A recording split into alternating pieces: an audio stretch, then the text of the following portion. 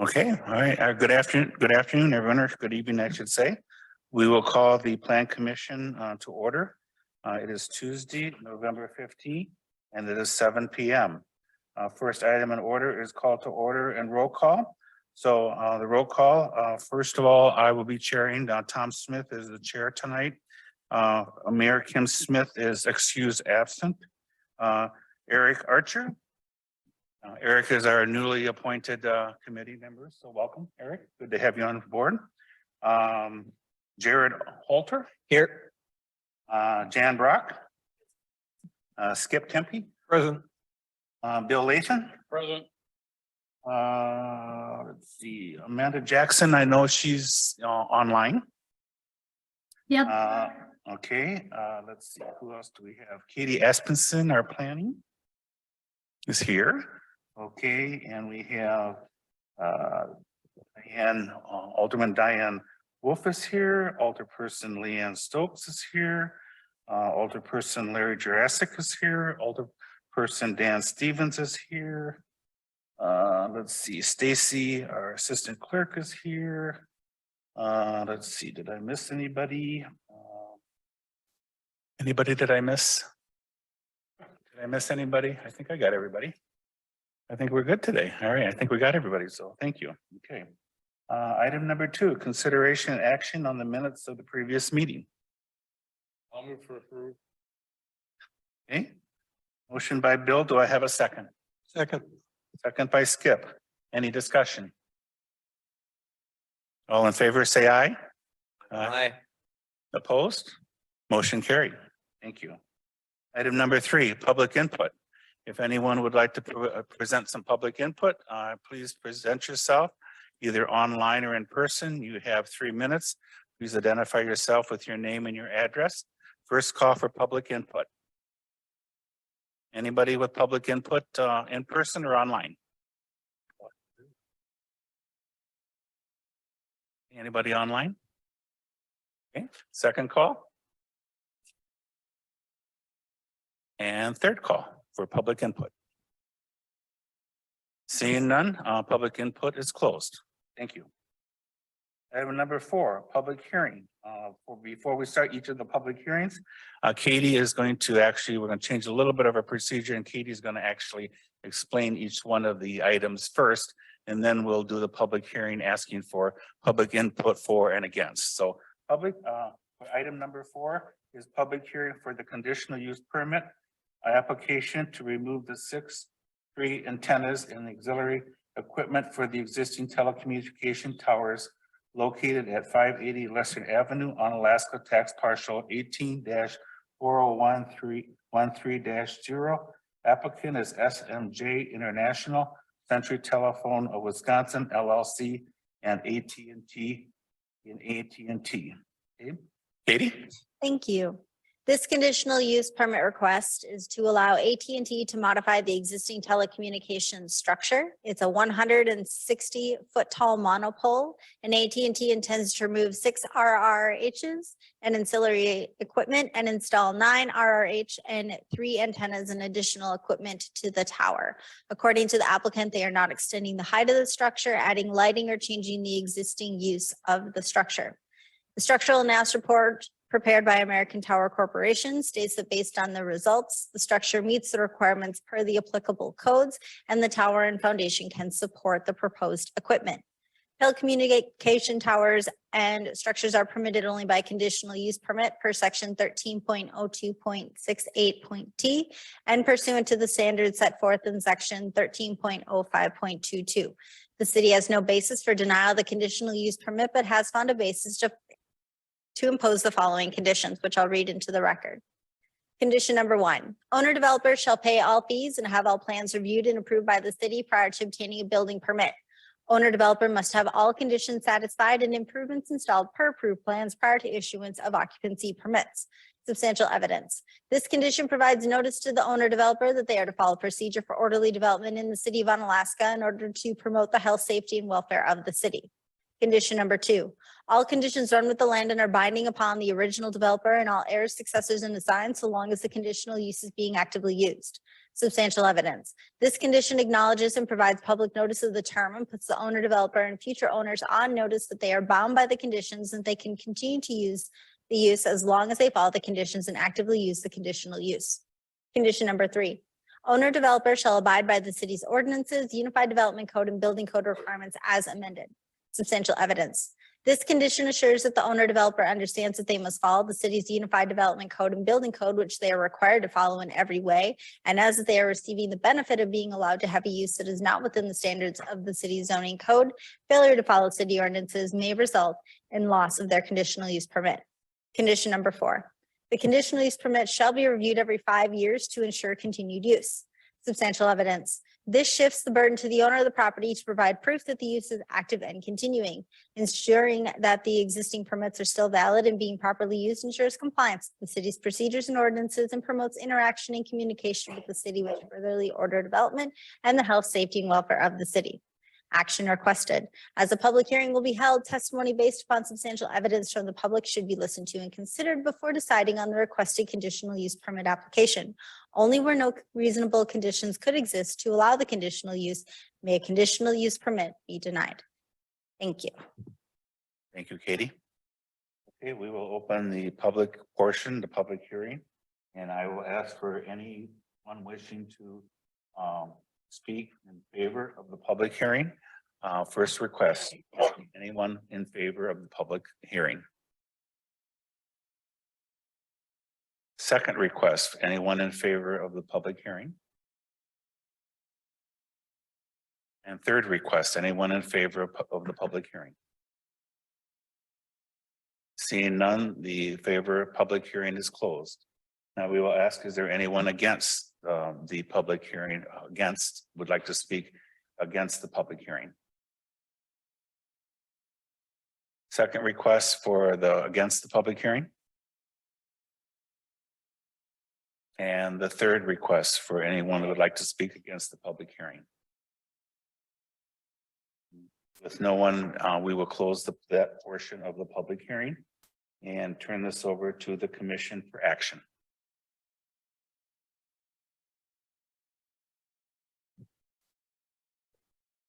I'll move to approve the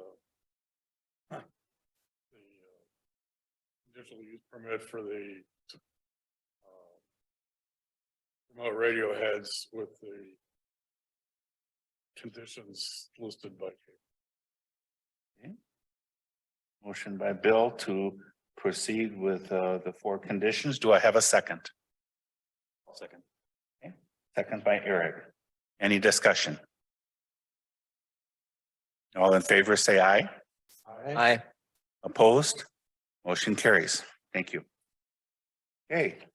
Item number 5, public hearing for the conditional use permit application to install 6 antennas, 3 alarm boxes at the existing communication tower and complete groundwork, adding auxiliary equipment, 8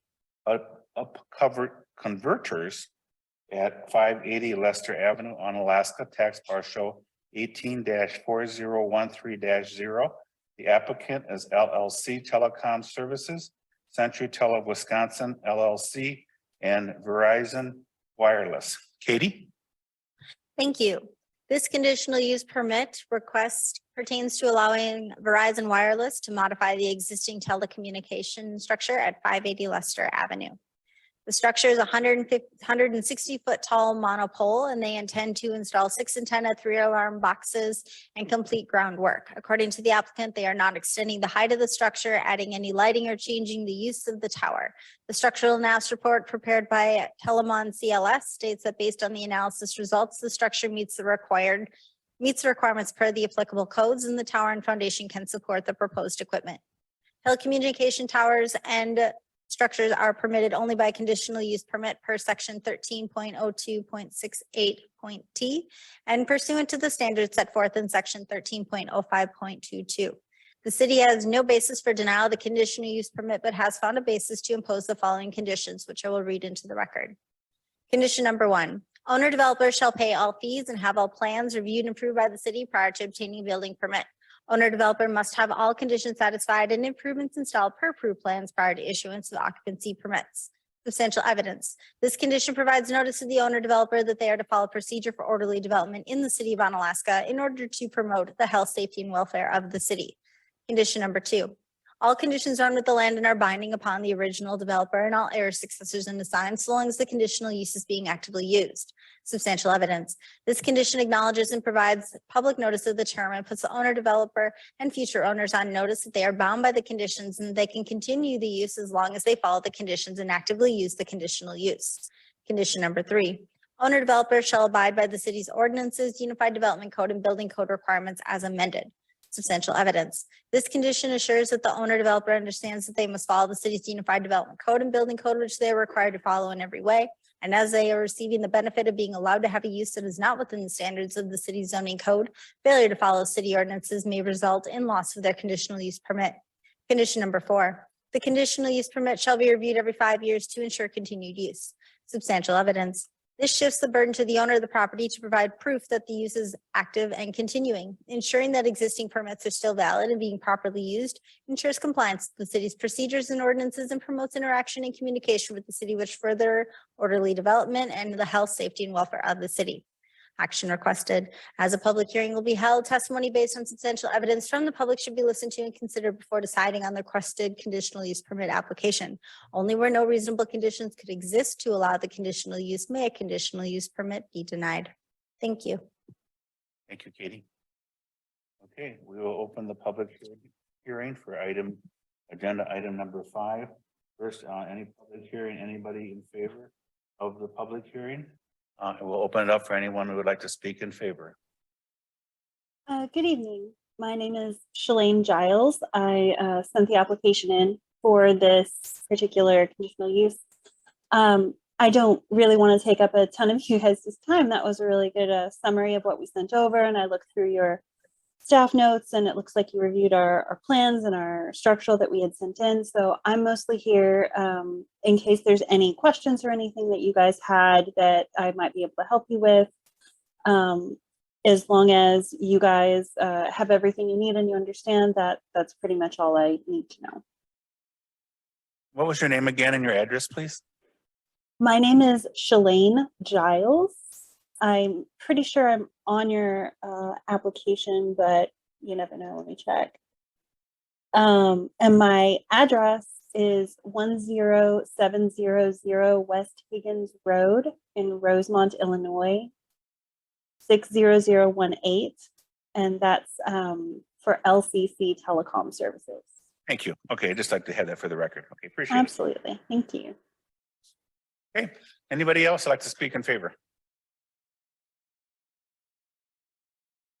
Okay, and third request for in favor. Okay, the hearing for in favor is closed. Is there anyone who would like to speak against? First request. Second request for anyone who would like to speak opposed. And third request, anyone who would like to speak opposed. Okay. We will close the public hearing and turn this over to the commission.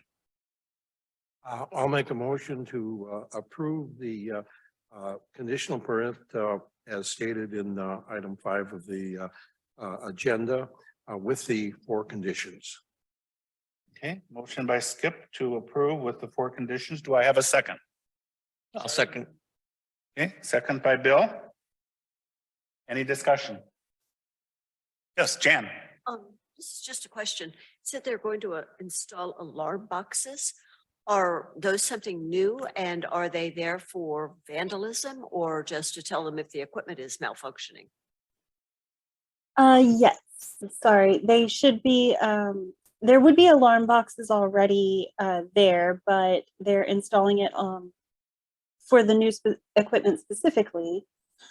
These, I believe, are for equipment monitoring, but I'm not 100% sure that they don't have any security features. But I think it's mostly to monitor the equipment. Okay, thank you. Any other questions? Okay, motion by Skip, second by Bill. All in favor, say aye. Aye. Opposed? Motion carried. Okay, thank you. Okay, moving on to item number 6, public hearing for a plan unit development PUD amendment application to amend the Grandview Estates PUD to define special building setbacks for lot 1, 3, 23, 27, 28, 31, 35, 36, 49, located in the Grandview Estates Phase 1 and Phase 2 subdivisions along Crestwood Lane, Gabriel Way, Brooks Elizabeth Drive, Madison Heights Drive, and Grand Ellen Port, Onalaska. Tax parcels 186608-0, 1866-10-0, 186630-0, 186634-0, 186635-0, 186638-0, 18664-0, 18650-0, and 18663-0. Applicants, City Onalaska City Center LLC, MAI LLC, Charles Properties LLC, and Grandview Estates LLC. Katie? Thank you. The Common Council and Plan Commission approved a preliminary plat, final plat, and also a planned unit development for Grandview Estates Phase 1 and Phase 2 subdivisions, which contain a total of 56 new parcels in 2022.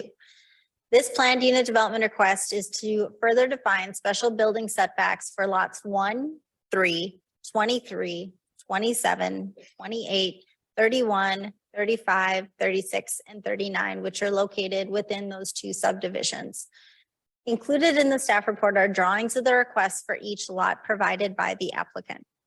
The reasoning for the request is based upon the irregular lot shapes and the inability to satisfy traditional residential setbacks. The applicant has included a document showing the specific setback deviations.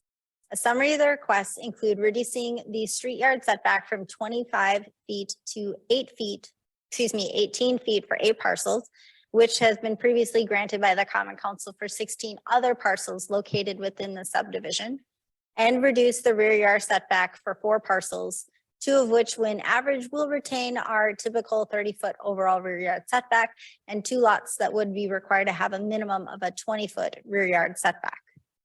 As a public hearing will be held, testimony should be considered before acting on the requested PUD amendment application. I would like to bring your attention to the conditions of approval for this particular development. There are 5 conditions of approval. Between the beginning of this process and to here, one of the conditions of approval has been satisfied by the applicant. So the base zoning is now in place. So that is why I have restated planned unit development request 1, 2, and 3, which are conditions 3, 4, and 5. Specifically 3A through G very clearly define out every single setback deviation for each individual lot. So there are 5 conditions of the development tied to this development. Thank you. Okay, thank you, Katie. Okay, we will open the public hearing for agenda number 6. So first we'll have anyone who would like to speak in favor of agenda number 6. Public hearing is open. Good evening. Good evening, Chris Meyer with Grandview Estates here in Onalaska, Wisconsin. The biggest reasons why we're coming forward to this, as Katie stated, is the irregularity of the lots and the extra setback or closer to the road will greatly be appreciated by everybody that is applying for this. And it will allow them to build just a little bit better homes with the requirement for the lots, and that will fit in a little bit better in the development. So that is why we're asking. The majority of lots are corner lots, and having a 25 and a 25 on a corner lot really cuts down on the square footage of the overall lot quite a bit. So I'm here if any questions come up. Thank you. Okay, any other second requests for anyone in favor who would like to speak? And third and final request for anyone who would like to speak in favor. Okay, then we will move on to anyone who would like to speak against. Request number 1. Anyone who would like to speak against? Yes, yeah, come on. You bet. Hey there. I don't know that I'm speaking against, but my name's Ken Frank. I'm 413 Crestwood Lane here in Alaska. And I guess some concerns I have, and maybe this is planning and zoning to address these for me, is this PUD was just initially approved just over a year ago. This past spring, there was some zoning setbacks that were approved, even though they were kind of ambiguous at the time. As Mr. Meyer stated, he didn't have plans as to what he wanted to do with the setbacks with single and or if residential or what have you. And now we're here again.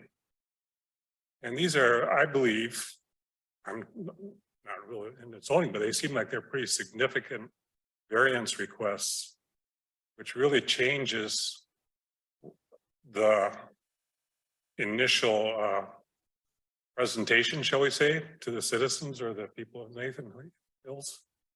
So I guess my question is just what's going on here and why the setbacks and why weren't these initially addressed?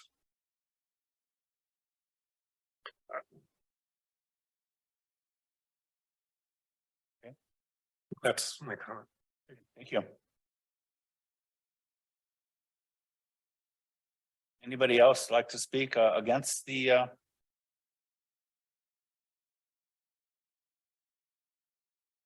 Okay, last call. All right. That's it. All right. So we'll turn it over to the commissioners for the next step.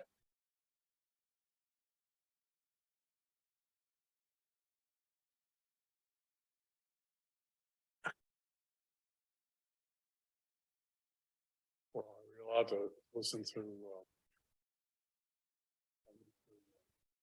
Katie, let's go ahead. Want to speak or two? Yeah.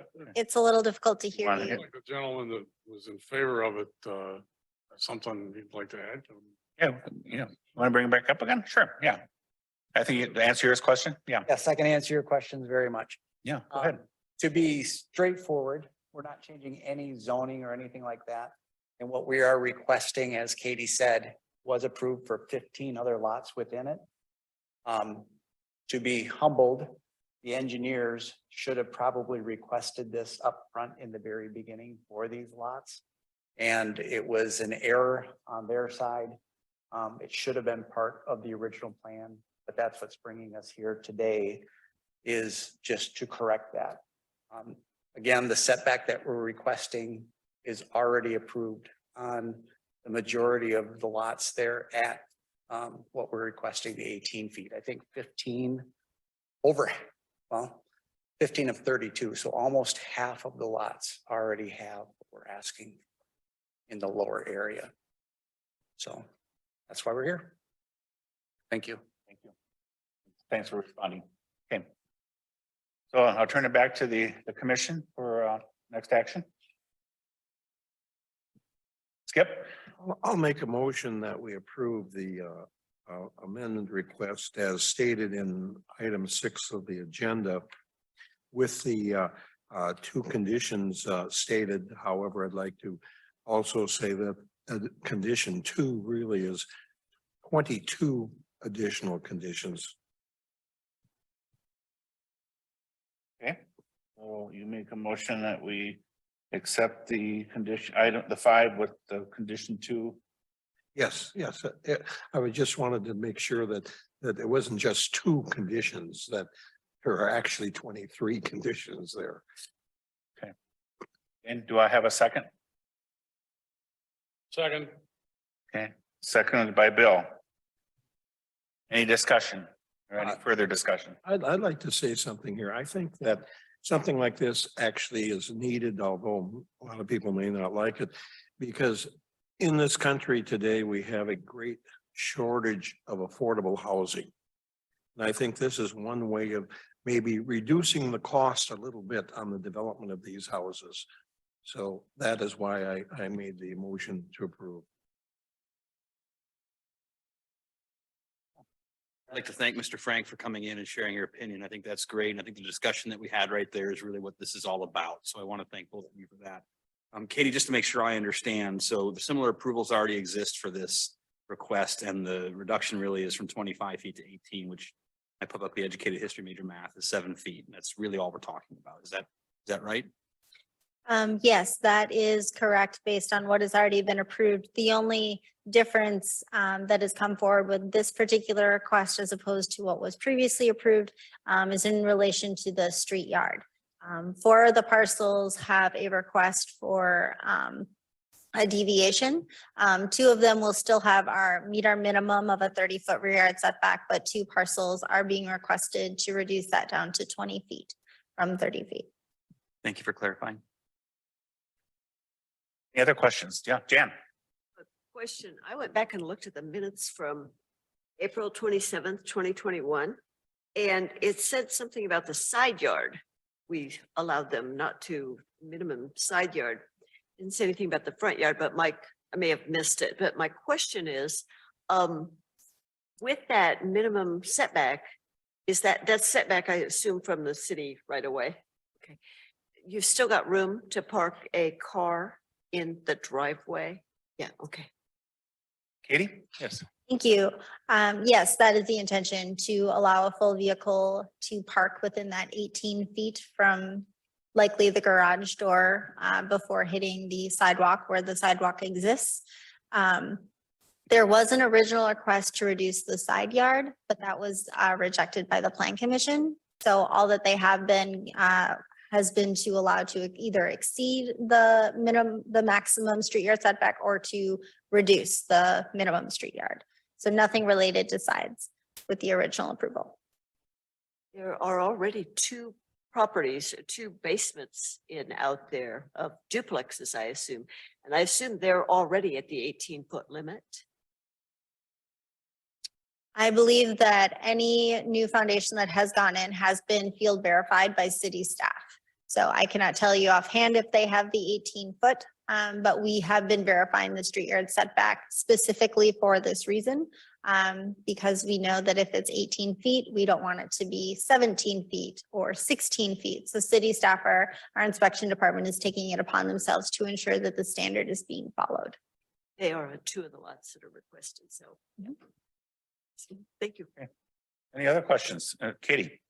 I would like to note that staff accidentally omitted 2 properties from this public hearing notice. So you will be seeing them at the subsequent meeting, which means that some people may get another notification. They were to have been included in this original ask, but city staff omitted them on accident. So we will be fixing that error at the next meeting. Good to know. Okay, thank you. Any other discussion? It was a good discussion, though. I'm glad. These are good questions. These are the kinds of things. And again, like Eric said, thanks for bringing these up. This is good place to bring these questions up. So, all right. So the motion was by Skip, seconded by Bill. Any other discussion? All in favor, say aye. Aye. Opposed? Motion carried. All right. Item number 7. Public hearing for the Unified Development Code, UDC text amendment related to providing options to consider modifying section 13-03-41 D1B regarding fence requirements for residential corner properties. Applicant, City of Onalaska. Katie? Thank you. So at the last Plan Commission meeting, there was a request to look at how we regulate fences on corner properties. So included in your packet, again, is the existing language that notes how tall a fence can be and where, specific to corner properties. Also included in the packet is the diagram that is found within the city code. We have put forth 2 different options. Option 1 is retaining all of the same fence code requirements. However, there were suggestions that our language wasn't clear enough. So we always take feedback. So included in option 1 is another way of attempting to say the exact same thing that we do today. So during your discussion, I would appreciate if the Plan Commission had an opinion. What is easier, what the code reads today or what you find in option number 1? Specifically, 2 other things have been added. We added the line that property owners shall be responsible for the placement and location of the fence, and that the city shall not be responsible for determining parcel boundaries. That is what it is today. It is up to property owners to know where their lines are. The city staff may assist by providing a map, but ultimately it is only an estimate and it is up to the property owner to decide. The city does not get in the business of finding lot pins for individual property owners. That is up to the property owner to either obtain a survey or get creative in means of finding their original lot pins. So going back to option number 1, the proposed change would continue to require that a 4-foot high fence in your street yard where your address is, that is how tall that you can go. But you would be able to go up to 6 foot if you focus on the back rear corner of the home. Then you can go up to 6 feet in height. City staff recommend the inclusion as stated that fences can also be able to be repaired in their existing location, those that are grandfathered in. And if it's damaged due to example, a public road right-of-way project, that they can reinstall the same fence accordingly. City staff reviewed fence ordinance regulations from 36 different municipalities specific to corner properties in Wisconsin. 29 of the municipalities have stricter regulations than the city of Onalaska today. And in some of those communities, fencing in street yards is completely prohibited. 6 of those municipalities regulate as follow. 3 of them allow a person to increase their fence height through a conditional use permit, which we would not have that opportunity within our city. 1 municipality allows a 6-foot high fence in the street yard, but they have minimum opaqueness requirements for how see-through the fence is for visioning purposes and safety. And 2 municipalities allow 6-foot high fences, but they require greater setbacks from the public right-of-way. We require a 3-foot setback. These communities require a 6-foot setback, and in some cases, a 10-foot setback, as well as additional landscaping to screen the fence that they just put up. Lastly, city staff was able to locate 1 municipality that allowed for the 6-foot fence up to the front corner, as described in option 2 below, which was in South Milwaukee. So included in your packet are all of the cities that I researched, as well as the 7 that had some different regulations and allowed higher than the city of Onalaska. So option 2 would be to modify the existing fence code requirement for corner properties and allow that 6-foot high maximum to start at the front corner of the residence instead of the rear corner of the property, as was requested by a city of Onalaska resident. The outcome of option 2 would allow the 6-foot high fence to extend along the side of a residence to the very front wall, to be up to 6 foot in height. And as stated previously, only 1 community of the 36 that I researched had this specific regulation. So for your discussion this evening, I would like to know if you had a preference of the language in option 1 as opposed to our existing fence language, and your thoughts on option number 2. In the meantime, because this is an interesting topic, I would actually like to ask for some time from the Plan Commission. I would like to, and my staff, perform a field survey of every single corner property in the city. Right. And find out if they have a fence. And if they have a fence, are they compliant? The goal is to find out how compliant are Onalaska residents today. Are they more in line with what we do now? If they have a corner property and if their fence is to the rear of the house, that could be reason and foundation to keep our existing. Are we 10% compliant? Maybe we need to change our ordinance. And then there's thoughts that go that way as well. If people aren't compliant with our code, but we're not hearing comments about it, does that mean we're just not hearing complaints? Or does that mean that it's not a problem? So a lot of item for discussion for the Plan Commission this evening. I cannot guarantee how quick we're going to get to it because there are a lot of corners in the city of Onalaska. But this would definitely be a project that we would begin as soon as possible. And we would execute that and keep you informed as we go. Thank you. So Katie, do we do a public hearing on this then? So you still want to go through the for and against public, that we would still do? There has been a public hearing noticed. It's Okay. entirely possible that you can For just some input choose for- to have us go back and do additional research. Okay. Or you could forego the field survey and vote on a fence ordinance tonight that would be forwarded on. Right. Well, we'll go ahead and proceed with the public hearing and let's just see where that takes us at first. So we will turn it over to the item number 7, public hearing.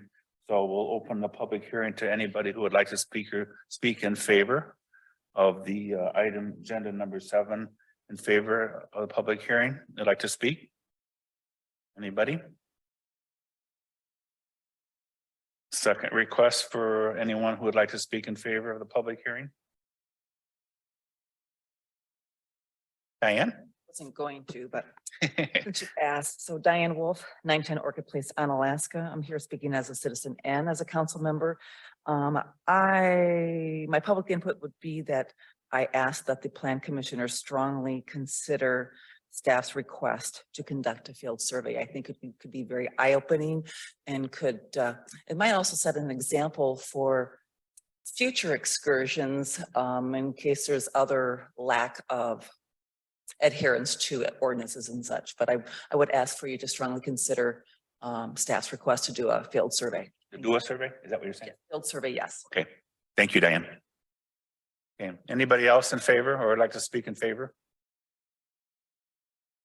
Okay. Anybody would like to, against? Public hearing against? Second request for against? And third request for against? Okay, so we'll turn it over to the commissioners. What is the request of the commission? Any thoughts? Just what is expected of us on this? You are welcome to take a variety of action. You can select either option 1 or option 2 if you'd like to pursue moving forward directly with the ordinance. You could direct staff to complete the field work. And at that point, I would come back to you at a later date with a summary and a new recommendation, and we'd probably do a new public hearing at that time. Yeah, that was what my thinking was too. That my preference would be that I would make a motion that we have staff do a survey and find out what you find out and then bring it back. And then we take a look at what the options would be. That would be my thoughts. So I would make a motion that we would do that and postpone looking at options 1 or 2 at this time. I do not believe we need a motion for that. We don't know, or just direct the staff. feedback to do that. That would be my preference, but I'm open to what's the other. Okay, I can see a need for option 2. And that is where you have a house and next to it is a commercial property. And they would want then they'd want to fence off the view to the commercial property all the way out to the house. And then there's another situation that does exist, not rare, I mean, not often. And I'm not aware of any in La Crosse, but I am aware of a situation of an in-law, shall we say, involved in this, where you have an obnoxious neighbor. And in this case, you really need the fence. So, and I don't want to get into the details of how obnoxious they were, but it was too bad. So I can see that option 2 is really needed. And if the city feels strong enough that they don't like that to be a carte blanche, maybe it should be stated that with a conditional permit, it can be out to the front edge. So that's the way I would say that we have that option 2 is available some way or other for people that do need it in situations where there's commercial property next door or there's obnoxious neighbors of some sort next door. Situation.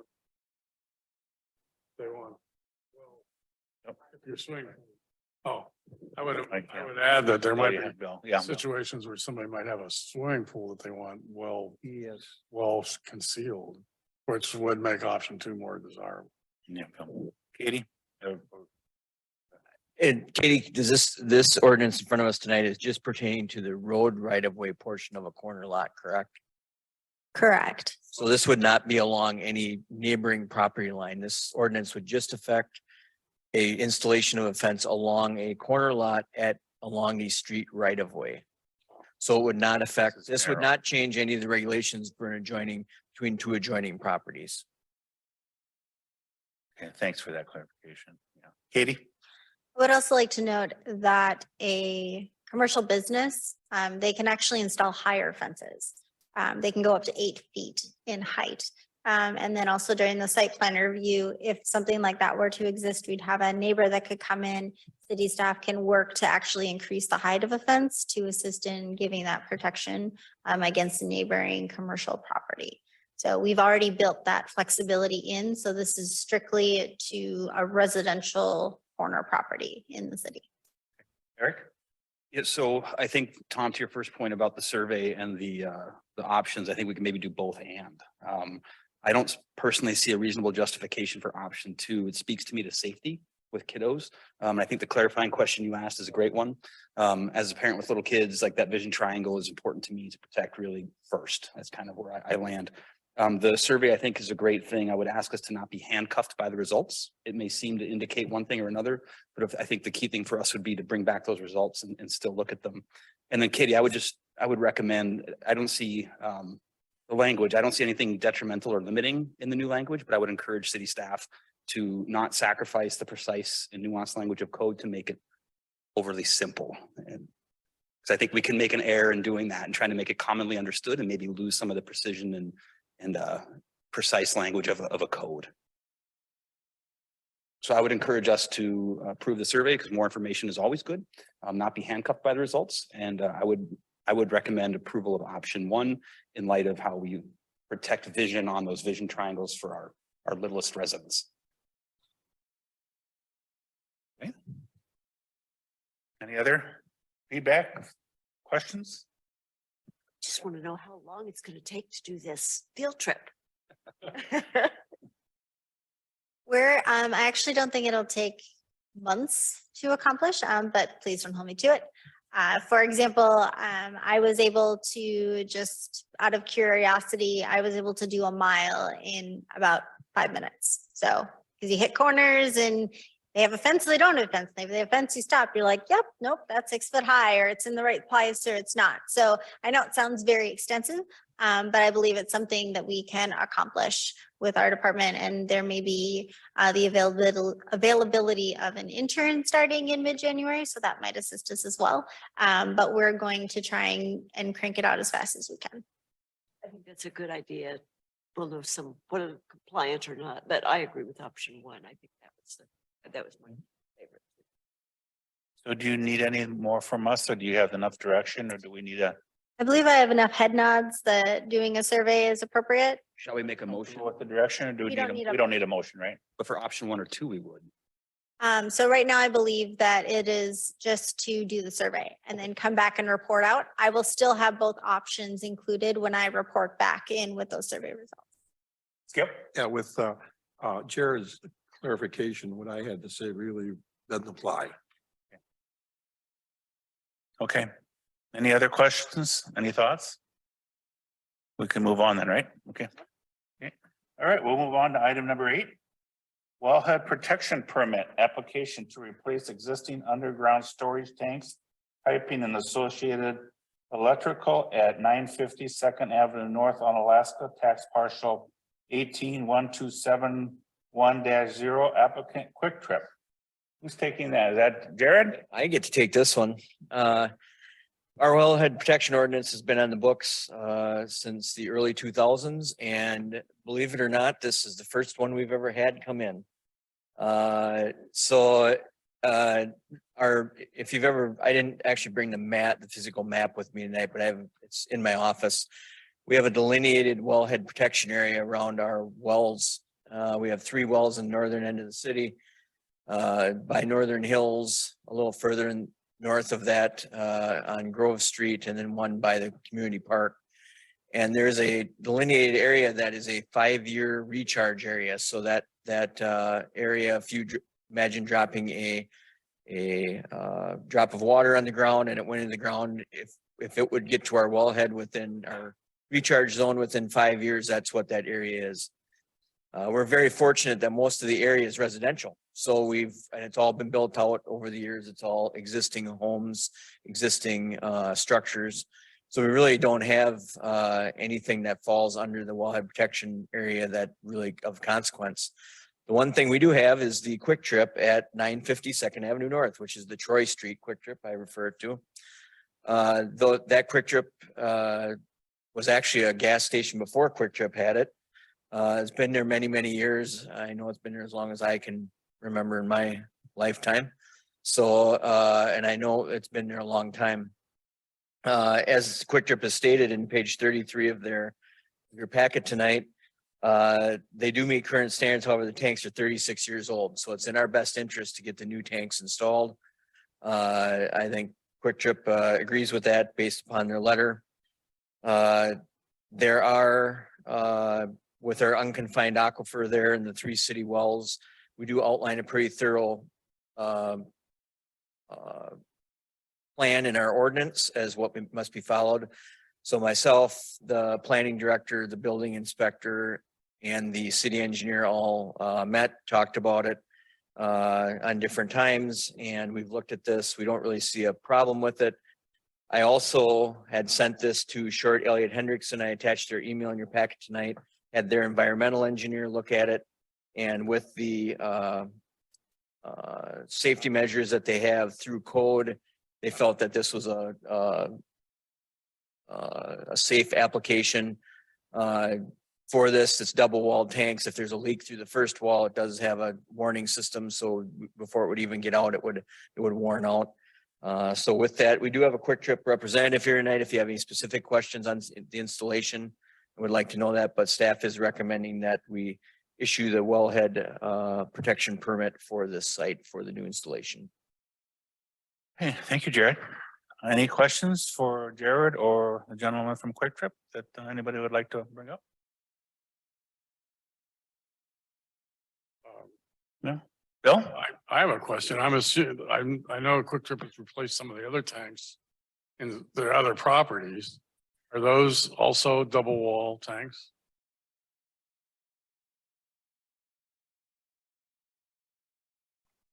Yes, new code. I'm not sure what the exact year was, but all underground storage tanks that are installed as of today have to be double wall. So we did a project down at the Oak Forest Drive Quick Trip, double wall tanks, the Cooley Golf Bowl Quick Trip, new double wall tanks. So these would new tanks would fall right in line with those systems. Okay. Matt Franzini. Thank you, Matt. Any other questions for Matt or Jared? Yeah, Jan? When you remove the existing tanks, it said in here, I don't know anything about this, but you check for leakage. Yes, we're required to have a site assessor on site. So anytime we remove the underground storage tanks themselves or any of the piping associated with it, we pull soil samples and they're field screened. And then we also send them out to an outside lab to be tested for. If there is, do you have to mitigate that some way before you And install? then we would have to go through the DNR and then they would make a determination on if we have to install a mitigation system. Thank you. Okay, any other questions? Okay, what are the wishes of the commission?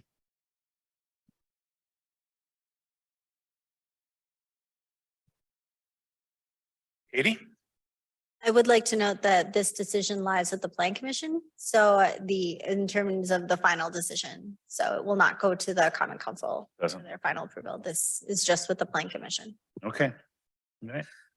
I'd make a motion to approve the wellhead protection permit for the Quick Trip for their underground storage tanks, piping, associated electrical at 950 Second Avenue North in Alaska. Okay, motion by Jared. Do I have a second? Skip. Motion by Jared, seconded by Skip to approve the wellhead protection permit for a Quick Trip. All in favor, say aye. Yep. I want to bring up a point. Sure. This is technical and it may have legal ramifications. I don't know. That's why I'm bringing it up. Okay. And when the gas station went in back whenever, Second Avenue was US Highway 53 and State Highway 35. On page 47 of our things here, it states that that is State Highway 53. I mean, US Highway 53, which is no longer correct. So I don't know if that has any legal ramifications or not, but I just want to make it a point that that is not correct. That should state it should state State Highway 35 instead on page 47.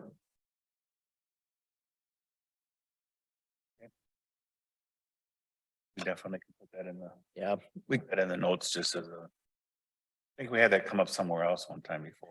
we have, yeah, sometimes it gets confusing with the vendors. It hasn't been US Highway 53 for 35 Yeah. years, but Yeah. it's still in the old records. So when they go through the Alta surveys Yeah, and they- things. yeah. And we still had that comes somewhere up. else come up and they just put a clarification in the notes, but Technical, Oh, legal I- things coming up on it. we'll put that in the notes though, just to clarify that. But thank you, Skip. Okay. Any other questions or discussion? Okay, with a motion by Jared, seconded by Skip. All in favor, say aye. Aye. Oppose? Okay, motion carried. All right, I'll entertain a motion to adjourn. I'll move that we adjourn. Motion by Skip to adjourn. Do I have a second? Okay, second by Bill. All in favor, say aye. Aye. Oppose? All right, we are adjourned at 7:51.